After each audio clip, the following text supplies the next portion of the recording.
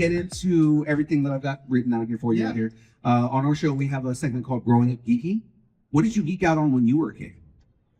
Well, when I was a kid, we didn't have Saturday morning cartoons. Right. We had Westerns. So I had Roy Rogers and Gene Autry and Hopalong Cassidy and all that sort of stuff. Lone Ranger. Right. And so that's, as a little kid, that's what I really liked a lot, was Cowboys and Indians. And that's what we'd always play outside. And then when cartoons finally came around in the mid-50s, then it was something called Crusader Rabbit, which is one of the very first cartoons for Saturday morning. And then Hanna-Barbera started their studio in 57 and did a cartoon called Rough and Ready. I remember Rough and Ready. Which was right before Huckleberry Hound. Mm-hmm. And then Huckleberry Hounds kind of what took off and really made them super popular. Right. But yeah, but my main thing was comic books. Okay. I loved Spider-Man. You know, that was my favorite thing when it came out in the 60s. Before that, Batman, Superman, of course, I loved them too.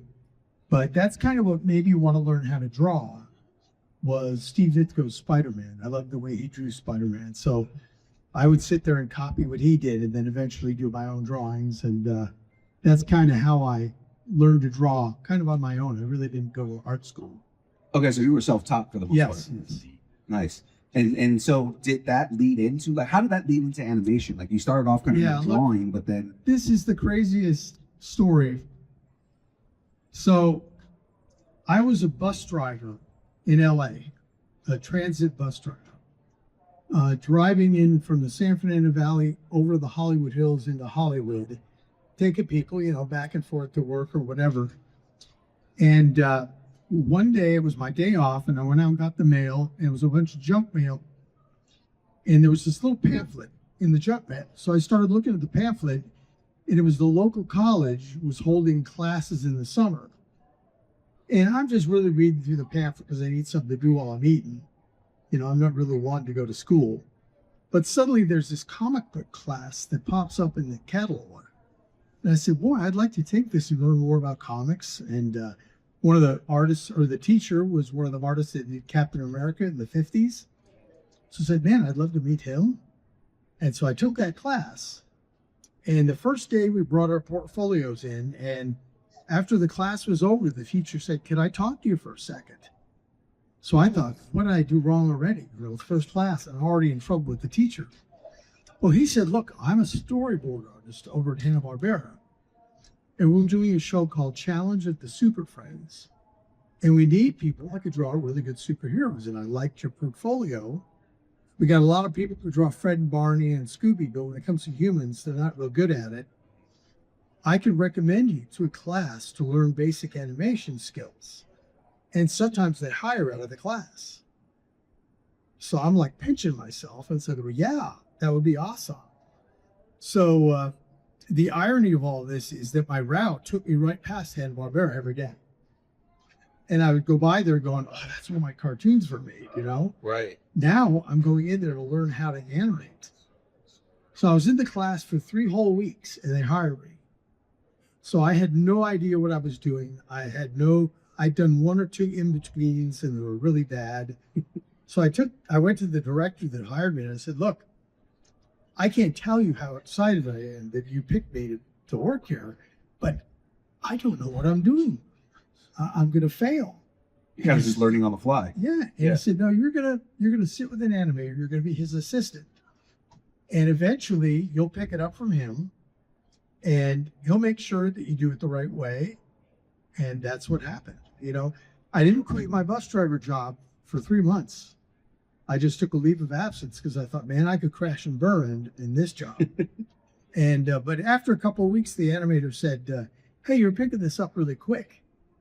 I thought, oh, that's a good sign. So I quit and that was it. So that nobody else has ever gotten a job like this, believe me. Yeah. And I mean, like, obviously very different from what other animators have done, but would you say that there was a massive difference in the way animators were being hired in the 70s versus how it's done now? Well, it's done now by not hiring you because there's no animation studios. Yeah. So that's one of the sad things is there's really no was nobody that come after me because it just doesn't exist. Mhm. You know, if you worked at Disney, you were doing 3D computers, so you're not drawing anymore. Nobody has to draw. Right. And There's like a lot of niche stuff now, but it's not like studio stuff on right. Yeah. And it's all done in a computer and or Flash. So you're reusing pieces to make things move. Right. And you'll draw a hand like this, and then when it has to move, you just turn the hand. But it doesn't do like what we would have done. Just change the hand as it moves. Right. It just stays the same. It's actually studying anatomy and seeing what the hand looks like. Right. So that's what I spent a lot of my time doing, I found, is walking around and watching people walk. Watching people when they pick something up. Yeah. And even when it would rain, the way the rain was cascading down the sidewalks, because at some point I was going to have to draw Right. a rainy sequence where the rain's going down the sidewalks, and I wanted to know how to do that. So it was really kind of a fun thing to be able to, hey, how come that looks so real? Oh, because they don't all move at the same time. Things are moving different. Right. And so it was a really great experience for me to be able to learn on the fly, because I really had to observe. Yeah, that's the thing I love about cell animation and like studying like Snow White, for example, and just looking at Snow White, seeing how just beautiful the motion was, and knowing that that was all hand drawn. Yeah, you know. And about Snow White, the thing is, they'd never done that before. Right. So they had to learn everything on the fly, and they didn't have an animator to teach them how to do it. They had to learn how to do it themselves. Right. And that's why Snow White is so amazing. I mean, it's beautiful. And yet it's the first thing they ever did that was a full feature animation. Right. And it deserves all the accolades that it has. Yeah, and I mean, they were even doing, to give Snow White the rosy cheeks, they would have someone who would just spread a little blush on the cell. And they had to do that for thousands of cells. Right. But they wanted it to look really good. That was like when they would colorize things back then. They would actually go in and color the cell. Yeah. Yeah. It looked awesome. Yeah. So at what point, even if it never went away, but at what point did the imposter syndrome kind of start to dissipate a little bit, and you start realizing, man, like you're at Hanna-Barbera, and I'm like, I really work here. Yeah. Yeah, that was the weird thing, is that I always tell that to people here at Comic-Cons. It's like, you're coming up to get my autograph. It's why? But then I realized that I would have wanted to get an animator on Huckleberry Hound, or, right. You know, so it's kind of like a full circle thing, and you just have to accept that I had a pretty cool job. Right. You know, and it was a job, but I realized, because I was such a fan of cartoons, that these people were so special, and I got a chance to become something special. Right. And you brought a lot of the things that we already love to life. You know, again, Exactly. I mentioned a lot of your properties at the beginning here. I did it before you walked in, and the audience was kind of gauging which ones they like. Of course, like He-Man, She-Ra, like really big. Scooby-Doo. For some reason, there wasn't a lot on the Smurfs, but it's come on, it's the Smurfs, guys. Like, Smurfs was amazing. I get it. I hated the Smurfs. No, I The didn't Smurfs, really and hate then subsequently the I didn't really Snorks. hate the Smurfs. It's just that anytime you got a scene of the Smurfs, now remember, it's 12 drawings per second. Right. Okay. So now if you got 8 Smurfs, that's 12 drawings per second times 12. So every Smurf scene took forever to get done because there were so many characters in it. Right. And luckily they were easy to draw, but it still took forever. I mean, I had a scene where they're doing like a tug of war on a rope. And Funny enough, I know exactly what scene you're talking about. 4 Smurfs on each side, and they can't move the same. So everybody's got to pull different, and gosh, what a nightmare. But, I mean, it came out good, but that week I didn't get a whole lot of work done because they gauge you by how many feet of film you do and not how many drawings you did. Right. So that was a rough move. So you started on iconic shows like again, Scooby-Doo, Super Friends, Godzilla, Smurfs, Pac-Man. Did you realize at that time these characters would still be loved decades later? Yeah, and the only reason I knew that is because I still loved Yogi Bear, Huckleberry Hound, Quick Draw and Draw. You know, those are all just classic stuff that I grew up with. Right. and I loved them equal now that I did then. You know, they stay with you. Yeah, absolutely. And we didn't know that He-Man was going to be as big as it was because it was gigantic. But we knew it was going to be a good show because we saw it was a good quality show. And instead of just Saturday mornings, it was on Monday through Friday. Right. So 5 episodes. So we used to do maybe 16 episodes per season for like something like Thundar or, you know, Scooby-Doo. This was 65 episodes of a year. Mm-hmm. There's only 52 weeks in a year. So we had to do more than an episode a week. Right. And keep the quality pretty good. And but it kept us so busy that we never got laid off again. It used to be the tough part about the job is once the season was over, you get laid off for a couple of months until the new season was going to start. Now with this, we did everything syndicated at Filmation. So we, instead of doing it for the networks, we did a whole series and put it up for sale instead of selling a series and then doing it. Right. So we'd have the whole season done, and then the off channels, your channel 13s, channel 5, channel 11 would pick it up, and that's why He-Man wasn't on CBS or ABC or NBC. Right. So I mean, you were animating in a time that would be considered the golden age of Saturday morning cartoons, and just cartoons in general. We used something called a pencil. Does anybody know what a pencil is? Because we used to have to use it to draw each and every figure. Yeah. Well, I was going to get into, what was the atmosphere like in the studios? Like, did it feel hectic? Did it feel was there a lot of collaboration? Man, it felt a lot of the above. Yeah. Because certain weeks you're behind schedule and we're just cramming like crazy to get stuff done. Other times you're ahead of schedule a little bit, so you take a little bit time out for yourself. You don't come into work every day and say, boy, I can't wait to draw for 8 to 10 hours a day. Sometimes you don't feel like drawing. And those are the days you just kind of take a little easier. And even if you had to come in on Saturday to make up some time, you needed that break away from just having your head down and just, because animation is very meticulous. You got to be so exact that you can't make a line here if it's supposed to be here. Even if it's off by a pencil width, it ruins the animation. Right. And so it's pretty intense that way. But that was kind of the fun of it, was when you got it done and you got to see it on screen and it really looked good. That was the big pat on the back that everybody looked at it and go, wow, that looked real. Yeah, that's gotta be gratifying to see that work on screen after you've worked so hard on it. It is. That was one of the best things about it. And when we were doing He-Man, because most of the work was sent overseas in 1981, just before He-Man started, there weren't many studios left to work at. They all closed their doors and sent to work to Japan and Korea. Right. Well, Filmation kept the work in the U.S., so we had to find a way to compete with the lower budgets in Japan. So we did what we call the stock system. We came up with a bunch of movements that we could use over and over. If He-Man was going to run through the scene, why would we draw that 10 times? Right. Draw it once, and anytime he has to run, reuse it, then we don't have to spend a day drawing it. Right. And this literally the Skeletor meme right now is using that stock run. It's exactly what it is. Yeah.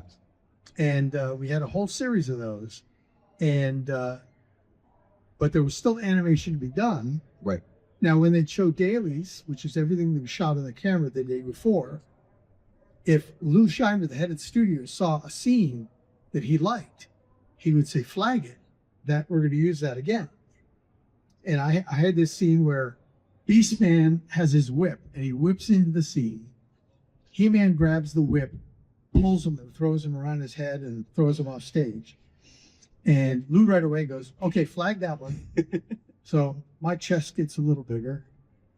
And then he's like, well, who did that? And I said, well, I did. He goes, well, that's a great scene. We're going to use that anytime He-Man fights Beastman. You're going to see him throwing Beastman over the shoulder. So that was kind of the feather in your cap when you could get something that the headless studio would flag as that's great. So that's a good scene. We're gonna Yeah. use that again. Absolutely. That's great. So people today talk a lot about shared universes and franchises and everything like that. Back then, cartoons and toy lines were practically becoming cultural phenomenon overnight. Did it feel that way when you were making it? Like, did it feel like, oh yeah, this thing is going to be a hit by tomorrow?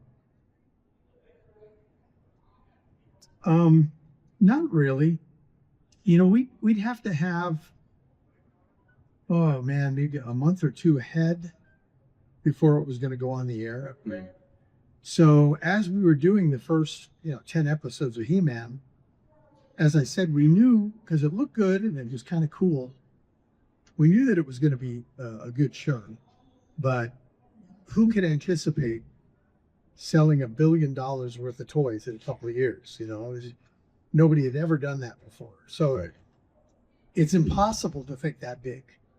You think, oh, hopefully this will be a hit. Yeah. And but for it to be worldwide, I mean, I've been in Ecuador, I've been in Dubai, Mexico City. They love it everywhere. And it was dubbed into whatever the language was, and they loved it over there too. And again, you can't go wrong with Alan Oppenheimer and his Exactly. his portrayal of Skeletor. Was there any property, any show that you guys worked on that you were surprised became as popular as it did? No, I think there were a few that we thought would be bigger. We did Brave Star, Brave Star should have been, which way I bigger thought than it was a really good show and really well done. Brave Star has a cult following at least. Yeah, we even did a feature film of it, and it just never took off. It's one of those that people come up to my booth and they go, "Who's this cowboy here?" So, well, that's Brave Star. And it was in the vein of He-Man, the same kind of feeling, Mm-hmm. but really cool. Planet of New Texas, and kind of the cowboy and Indians, but kind of Star Warsy because they rode on bulls that were like land speeders. Right. I think NSL is actually doing a new series for it right now. Oh yeah, Yeah. yeah. I thought it was a really cool show. That and Cowboys of Blue Mesa. Oh yeah. I'm not down with that. So yeah, I mean, staying within the realm of like filmation and everything here, for many fans, that your name will continuously be synonymous with He-Man, She-Ra, everything like that. Like, what made filmation special during that era? That they had the guts to compete against the Japanese budgets, because everything was so much cheaper over in Japan at that time. Right. They eventually priced themselves out too, and now it was done in Thailand and Vietnam. But at that time, there were like 7 or 8 pretty big studios in LA, and 7 of them closed, and only Filmation stayed open. And it was because Lou Scheimer, the head of the studio, said, "Look, this is my business. I grew up. He was like an ink painter or a background painter, and he had worked himself up to his own studio." And he said, "I don't want to put all my friends out of work. So we're going to try to compete against those other studios over in Japan, and we'll find a way to lower the budgets." And that's how they did it. And for us at Filmation, we knew what Lou did for us, because he could very easily double his money and just gone up in the hills and bought a house overlooking the beach. Yeah. And let the Japanese do all his work. But he wouldn't let that happen. So we really felt very blessed to be working at not just a good studio, but a studio that cared about its employees. Because, and not that Hanna-Barbera did it, but it got to a point where they got so big, they had to make tons of money. Yeah. And doing it the way they were, with us wanting a raise. See, that was the big problem, is that we wanted a raise. And my union, the Motion Picture Screen Cartoonist Guild, wanted to double our salary. And no company's going to double their salary. And that's ridiculous. Right. Especially when we were making about $18 an hour back in 1980, which was really good money. So I was arguing, instead of laying us off for those couple of months, find work and let us work those couple of months. And now there's our raise. Right. We'll make a few $1,000 more a year. But the union insisted, no, we got to get $36 an hour. And all the studios had planned for it and just had everything boxed up and said, okay, if you don't sign on the dotted line, send the work overseas. They'll never do it. They'll never. They did it. Right. Man. So kind of like changing gears a little bit, because your career has spanned multiple generations of animation. What's the biggest change that you've witnessed from late 70s through the 80s to the 90s through the 2000s? Like, what are the biggest changes you've seen? Well, it's really been the lack of using a pencil. Was Right. the biggest change. Because it always was, you had to be able to draw or you couldn't be an animator. And suddenly, that didn't really matter that much. It's kind of like what goes on with everything, like in the music industry. You used to have to be able to sing. Yeah. Now they just fix your voice. Now you could, if you know how to use a computer, you could make a computer play a beautiful piano concerto and not even know how to play piano. So everything has gotten a little bit easier for people that aren't that talented to become better, but it's hurt the talented people because now you're bringing those people closer to your level. And when the only thing I have over you is that I could draw, and now we're on equal terms. Right. Well, you could work for $10 an hour. I can't because I got a family. Yeah. And so it makes it difficult to compete with the newer people in the industry. Yeah. I used to work in the music industry, and one of the biggest things, one of my big pet peeves was if you can't do it in the studio, you can't do it live, and that's how you make money. Right. Right. If you can't do it live, you're not going to make money. That's the whole thing, because you're not making money off the albums themselves. Yeah, you're making money off of your live performances. Yeah. So that was like one of my hidden things. Yeah, that was a big change when records stopped being the big major force in purchasing power. All of a sudden, you got MP3s and nobody's buying it. Right. 2 cents for an MP3 or something. Right. So yeah. So you went from action adventure cartoons, these big set piece action adventure cartoons, to projects like King of the Hill, Duckman, Mighty Ducks, but even The Simpsons. How different were the creative processes in working on those shows versus all the big action adventure stuff you did in the 80s? Sure. Well, it all was kind of the normal progression as starting out as an assistant animator. Mm-hmm. A lot of people stayed an assistant animator. It was a good job. You didn't have to really know how to animate stuff. You just had to be able to draw really well, clean up the animator's work, and do the in-betweens. The people that, like when I became an assistant animator, I wasn't happy just being the assistant. I wanted to be the animator. So I did whatever it took to learn. I would look at the animator's drawings and figure out what's he doing here to make this look real. And then I go home and I try to do something of my own, bring it in, video it, and go, oh, I don't like that. Or, oh, yeah, that looks good. And then once you get to be an animator, now I want to have something to do with the overall feeling of the show. So that's when I became a director. And I directed Duckman. So good. Extreme Dinosaurs. Right. Duckman was one of those cartoons that I wasn't supposed to be watching when I was a kid, and I watched it anyways. You did like everybody else. Right. Yeah, but Duckman was really clever, and that was really my first thing that I directed. And then I went on to do like King of the Hill, Simpsons, Savage Dragon. It became my main thing. It was being a director. I really didn't animate it. And the difference was you need the animator experience to know how long it takes to do things. Right. Like, if somebody's going to walk, they got the 16 framers. That's a good, easy walk because we've learned that. You want them to run, you can get them 8 to 10. So now, as a director, I have to instruct the animator how fast I want them to walk. So I would put these marks showing step, step, step. And if you didn't know that it took 16 or 12, it would be wrong. And the animator would animate it, wouldn't look right. So each step of the business was all because you learned so much earlier on. Yeah. And the direction part was, I kind of missed the drawing a little bit, but it was such hard work that it was nice to be able to just say, make him jump up, spin around 3 times. Ha ha, you have to do it. That's it.